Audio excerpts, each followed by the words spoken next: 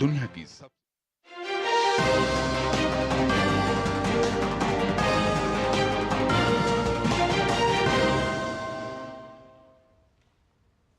नमस्कार। इस समय सीधे हम आपको लिए चलते हैं। प्रधानमंत्री नरेंद्र मोदी इटली के लिए रवाना हो रहे हैं।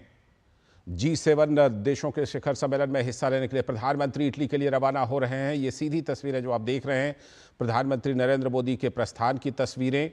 हमारे साथ हमारे संवाददाता अरुण शर्मा जुड़ चुके हैं इस पर और ज्यादा जानकारी देने के लिए। अरुण, प्रधानमंत्री नरेंद्र मोदी, मोदी सरकार 3.0 बनने के बाद ये पहली विदेश यात्रा, कितनी अहमियत है इस विदेश यात्रा की अरुण?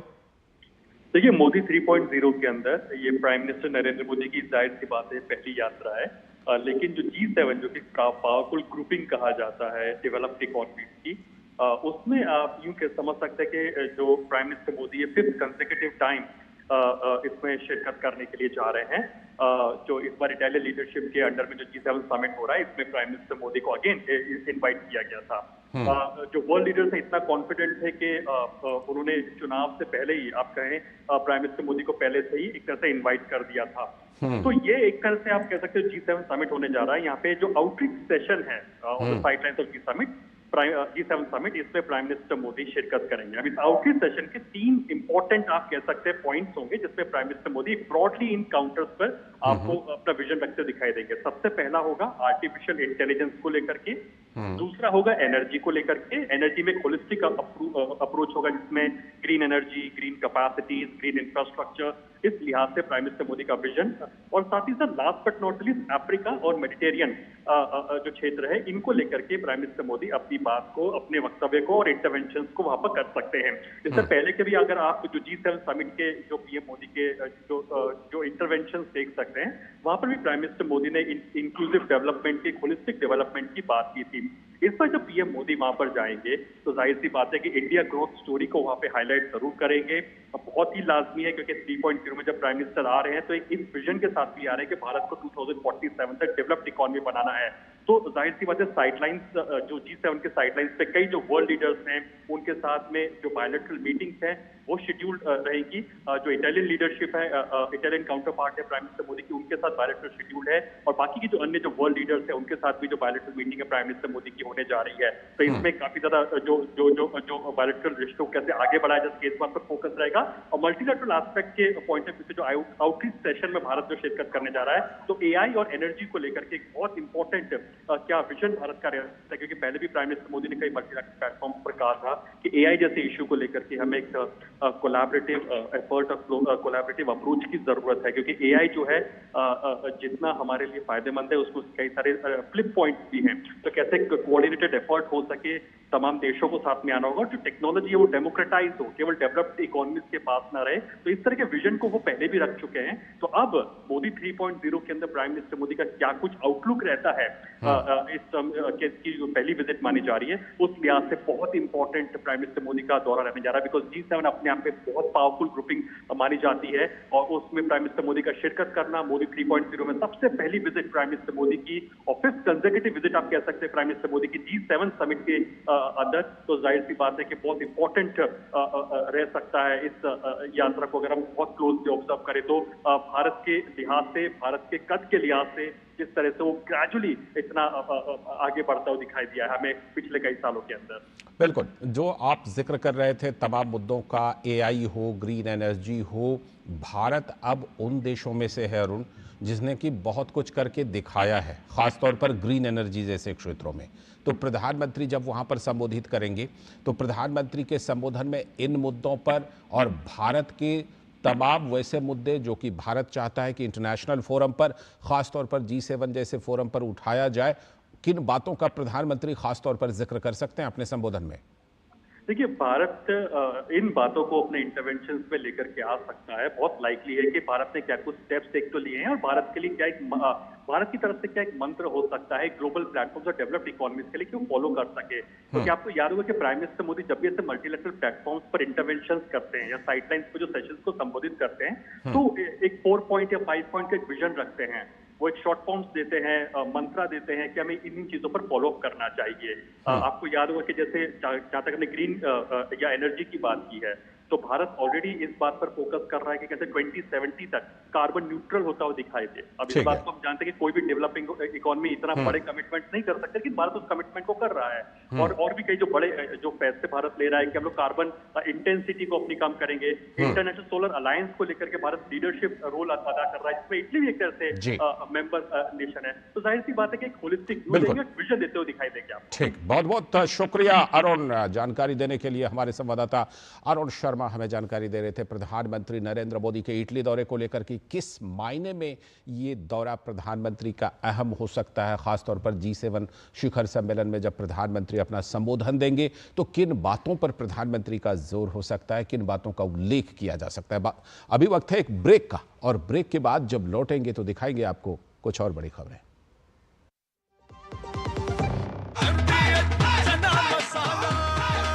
अब छोलिया हो या लोबिया, सफेद चने या काले चने, सब कुछ मजेदार बने।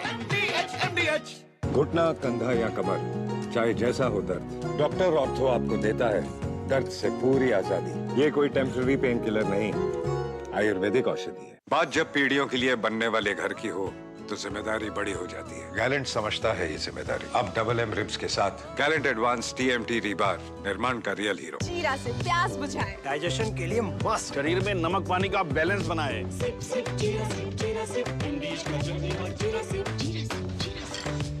You know it's only a drill, and yet you train like it is the real thing. Because one day, at a second's notice, it will be. One day, you'll come together as an invincible team. And every second you save will be a life saved. The Indian Air Force is looking for an exceptional team. A team that is truly a cut above. Join the Indian Air Force to be a cut above.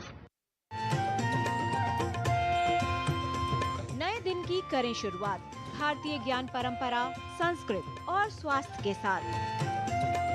स्वास्थ्य में उपयोगी आयुष पद्धतियों का विज्ञान, संस्कृति, कला, योग का अद्भुत ज्ञान।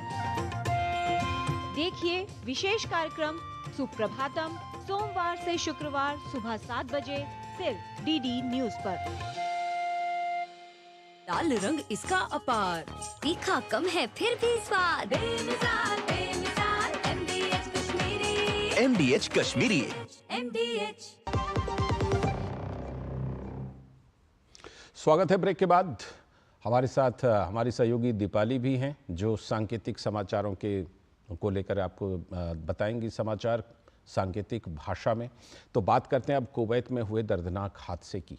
कुवैत में पेश आए दर्दनाक हादसे पर प्रधानमंत्री नरेंद्र मोदी ने घटना से संबंधित स्थिति की समीक्षा के लिए बैठक की, जिसमें PM ने मृतकों के परिवारों के प्रति संवेदना व्यक्त की और घायलों के शीघ्र स्वस्थ होने की कामना की। प्रधानमंत्री राहत कोष से मृतक भारतीय नागरिकों के परिवारों को 2-2 लाख रुपए की आर्थिक मदद देने की घोषणा की गई है। आपको बता दें कि एक इमारत में बुधवार की सुबह आग लग जाने से 49 लोगों की मौत हो गई थी और 50 से भी अधिक लोग घायल हो गए। मारे जाने वालों में 42 भारतीय भी शामिल हैं। अग्निकांड में मारे जाने वाले ज्यादातर लोग केरल और तमिलनाडु के हैं। हादसे की खबर के बाद दोनों राज्यों के परिवारों में गम का माहौल है।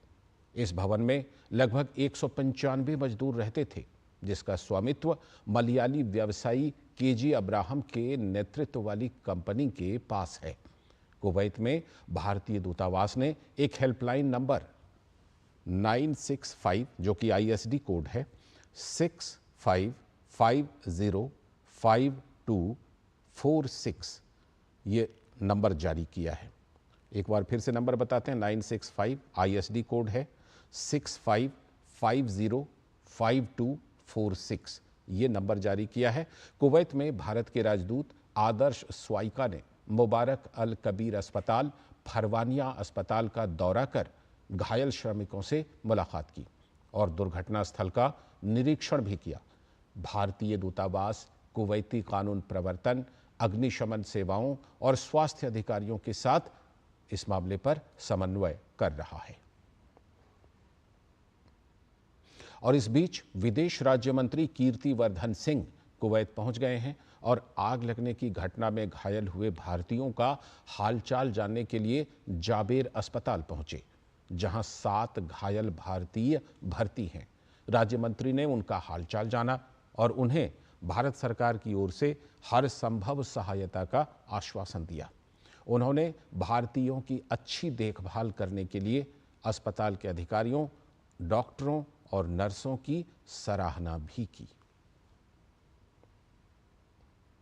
साथ ही कीर्तिवर्धन सिंह ने कुवैत के विदेश मंत्री अब्दुल्ला अली अल याहिया से मुलाकात की और अग्निकांड में हुई भारतीयों की मौत के मामले पर बात की। कुवैत में मौजूद भारतीय दूतावास के अनुसार कुवैती विदेश मंत्री ने इस घटना पर दुख जताया और घायलों की मदद का भरोसा दिया है। उन्होंने कहा कि मृतकों के शवों को जल्द से जल्द भारत भेजा जाएगा और इस पूरे मामले की जांच कराई जाएगी। और कुवैत में आग की दुर्घटना की घटना में जान गंवाने वाले लोगों के लिए केरल कैबिनेट ने एक विशेष बैठक आयोजित की। बैठक में ये निर्णय लिया गया कि राज्य सरकार दुर्घटना में अपनी जान गंवाने वाले मलयाली परिवार के सदस्यों को 5 लाख रुपए की अनुग्रह राशि देगी। इसके अलावा हादसे में घायलों को भी 1 लाख रुपए की आर्थिक सहायता प्रदान की जाएगी।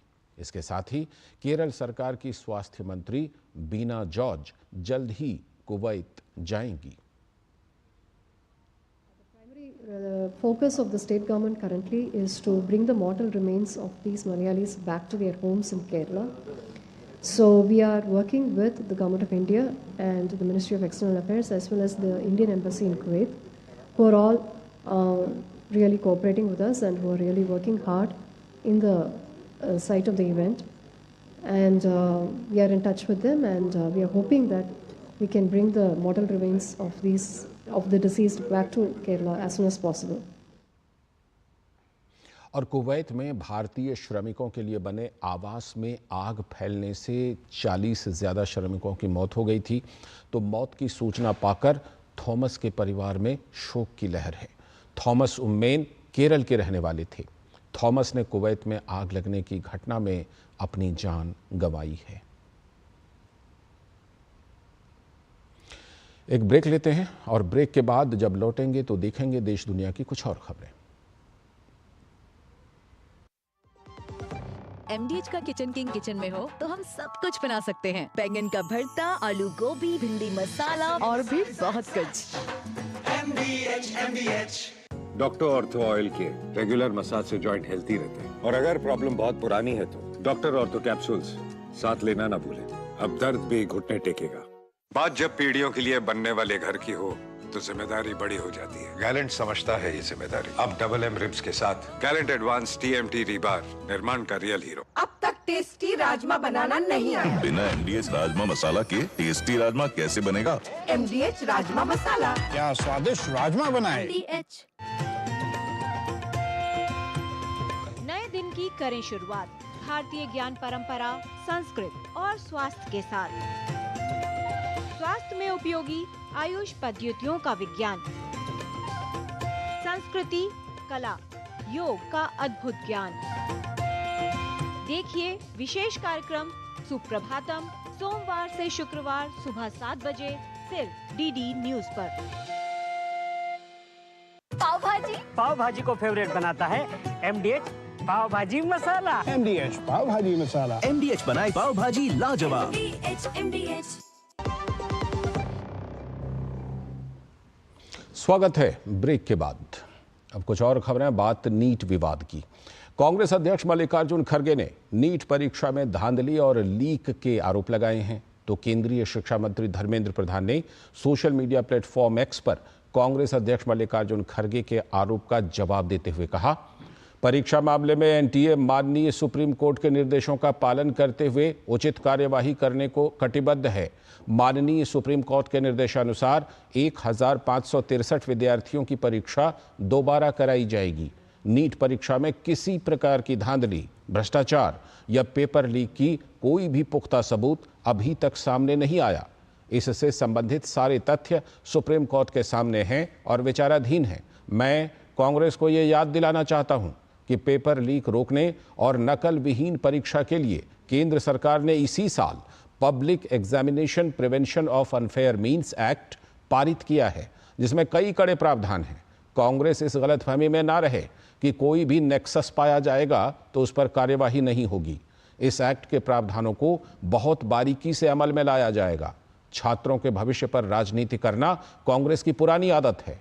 राजनीतिक रोटियां सेकने के बजाय कांग्रेस को भारत के विकास में योगदान देना चाहिए।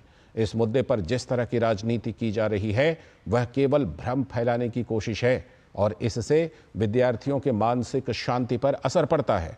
वर्तमान में नीट की काउंसलिंग प्रक्रिया शुरू होने जा रही है और इसे राजनीतिक आखेट का विषय बनाना न केवल अनुचित है बल्कि यह भावी पीढ़ी के साथ खिलवाड़ करने जैसा है। केंद्र सरकार का ध्यान हमेशा छात्रों के उज्जवल भविष्य सुनिश्चित करने पर है। विपक्ष मुद्दा विहीन है। ऐसे संवेदनशील मुद्दे पर विपक्ष बिना तथ्य जाने सिर्फ झूठ फैला रहा है। कांग्रेस अपनी ओछी राजनीति के लिए देश के भविष्य के साथ खिलवाड़ कर रही है। और नीट परीक्षा को लेकर जारी विवाद के बीच गुरुवार को एक बार फिर से सुप्रीम कोर्ट में सुनवाई हुई। इस दौरान केंद्र ने शीर्ष कोर्ट को बताया कि नेशनल टेस्टिंग एजेंसी की ओर से नीट यूजी 2024 के 1563 उम्मीदवारों को ग्रेस अंक देने का निर्णय वापस ले लिया गया है। ऐसे उम्मीदवारों को 23 जून को फिर से परीक्षा देने का विकल्प दिया जाएगा। ऐसे में अब छात्रों के पास विकल्प होगा कि वो फिर से परीक्षा देना चाहते हैं या बिना ग्रेस मार्क के काउंसलिंग में शामिल होना चाहते हैं। सुप्रीम कोर्ट ने कहा कि गड़बड़ी के आरोपों के आधार पर नीट यूजी 2024 को रद्द करने की मांग करने वाली याचिकाओं सहित सभी याचिकाओं पर 8 जुलाई को सुनवाई होगी।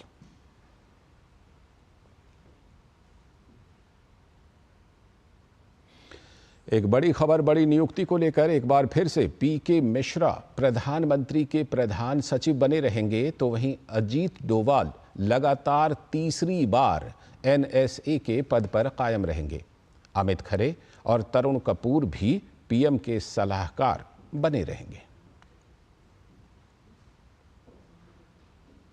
इसी खबर के साथ इस विशेष बुलेटिन में इतना ही। मुझे और हमारी सहयोगी दीपाली को दीजिए अनुमति। नमस्कार।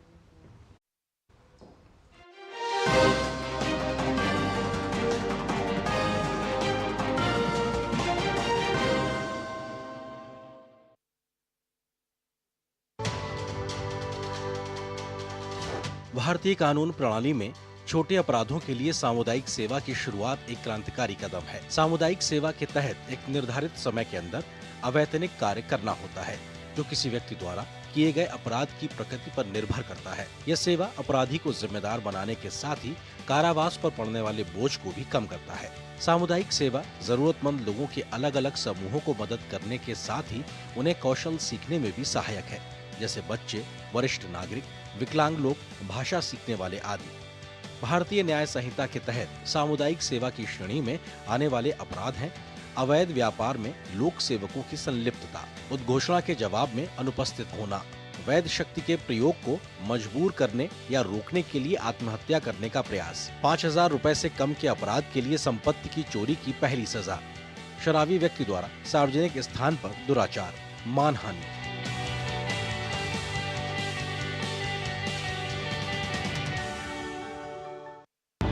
सरदार, समझ में नहीं आ रहा है क्यों कोई कठोर कदम नहीं उठा रहा है पंजाब प्रोविंस का सरकार। ये जिन्ना, ये मुस्लिम लीग क्या कर रहे हैं? पुलिस ऑफिसर पर हमला, ब्रिटिश ऑफिसर को भी नहीं छोड़ा। I will show you statistics. आप बोल रहे हैं कि सिचुएशन बुरी नहीं है। कतई मंजूर नहीं हमें इतना छोटा पाकिस्तान। ऐसा नहीं लगता कि आप कुछ ज्यादा ही मांग रहे हैं मिस्टर जिन्ना? इससे कम कुछ भी मंजूर नहीं हम। सरदार द गेम चेंजर हर रविवार प्रातः 11:30 बजे और पुनः प्रसारण रात 10 बजे सिर्फ डीडी नेशनल पर। देश का पहला चैनल, देश का अपना चैनल।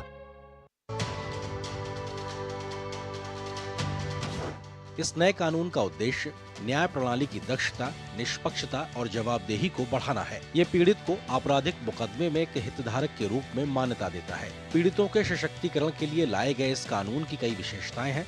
मसलन पीड़ितों को भागीदारी का हक, इसके तहत पीड़ितों को अपने विचार व्यक्त करने का अधिकार है। न्याय की आसान प्रक्रिया, इसके तहत 0 FIR और E-FIR की सुविधा मौजूद है। सूचना का अधिकार, इसके तहत पीड़ित को FIR की कॉपी लेने के अधिकार के साथ ही 90 दिनों के भीतर जांच की प्रगति के बारे में भी जानने का अधिकार है। पारदर्शिता, BNS पीड़ितों को जांच और परीक्षण के विभिन्न चरणों में जानकारी प्राप्त करने का अधिकार देता है।